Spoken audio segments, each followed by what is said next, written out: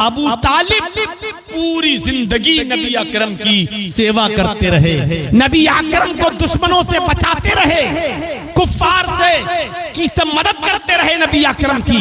جب بھی کوئی قبیلہ نبی کے خلاف کھڑا ہوتا تو ابو طالب محمد رسول اللہ کو بچاتے اور ان کی مدد کرتے۔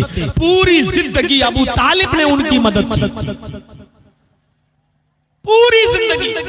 لیکن جب ابو طالب کے مرنے کا وقت آیا تو اللہ کے نبی صلی اللہ علیہ وسلم ان کے پاس گئے اور اکیلے بیٹھے تھے چچا ابو طالب۔ تو اللہ کے نبی نے اپنے چچا سے کہا، اے چچا قل لا الہ الا اللہ فی اذنی، اے میرے چچا لا الہ الا اللہ پڑھ لیجئے، میرے کان میں کہہ دیجئے، زور سے مت پڑھیے۔ آپ کو ڈر ہے زور سے پڑھوں گا ابو جہل سن لے گا، ابو لہب سن لے گا، دوسرے کافر، پھر آپ پہ طنز و تانے مارے جائیں گے۔ نہیں، آپ میرے کان میں پڑھ لیجئے، آگے میں نپٹ لوں گا، اللہ سے سفارش میں کرواؤں گا۔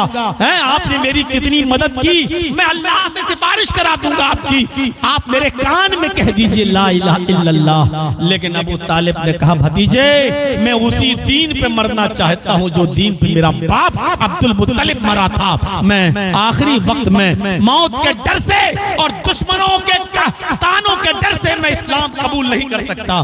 کلمہ نہیں پڑھا ابو طالب نے، اور ابو طالب بغیر کلمہ پڑھے مر گئے، اس دنیا سے چلے گئے۔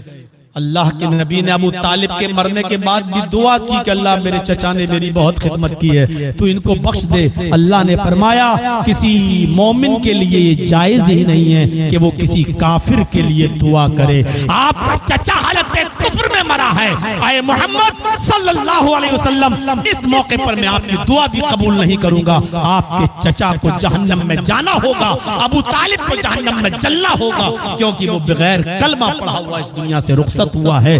پوری زندگی نبی کی خدمت کی، لیکن کہاں گیا؟ جہنم میں۔ کیوں؟ کیونکہ اس کو کلمہ نصیب نہیں ہوا۔ قل قولوا، کیا کہا اللہ کے نبی نے؟ قولوا لا الہ الا اللہ، لا الہ الا اللہ یہ افضل درجے کا ایمان ہے۔ ہم مسلمان غور کریں کہ لا الہ الا اللہ کا کتنی عزت کرتے ہیں۔ اور افضل ذکر لا الہ الا اللہ، سب سے افضل ذکر یہ ہے کہ آپ اپنی زبان سے اڑتے بیٹھتے چلتے پھرتے پڑھتا رہے لا الہ الا اللہ، لا الہ الا اللہ، لا الہ الا اللہ، سب سے افضل ذکر ہے۔ اللہ نبی فرماتے ہیں لا الہ الا اللہ کو ترازو کے ایک پلڑے پہ رکھا جائے اور ساری زمین و آسمان ترازو کے دوسرے پلڑے